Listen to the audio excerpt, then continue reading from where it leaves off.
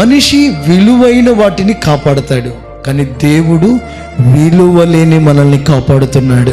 బలహీనులైన మనల్ని కాపాడుతున్నారు, పనికిరాని మనల్ని కాపాడుతున్నాడు. ఆయన ప్రేమను, ఆయన కృపను, ఆయన దయను, ఆయన కనికరాన్ని ఎరుగకయే ఉన్న అజ్ఞానులను కాపాడటం, అది ఆయనకు మన మీదున్న ప్రేమ. విలువలేని వారిని ఎందుకు కాపాడుతున్నాడు తెలుసా? ఘనహీనమైన వారిని ఎందుకు కాపాడుతున్నాడు తెలుసా? ఒక వ్యక్తి తాగుబోతని తెలిసినా, తిరుగుబోతని తెలిసినా, తిండిపోతని తెలిసినా, సరిగా లేదు అని తెలిసినా ఎందుకు కాపాడుతున్నాడో తెలుసా? పనికి రాని నువ్వు ప్రయోజకరమైన స్థితిలోకి మారతావేమోనని.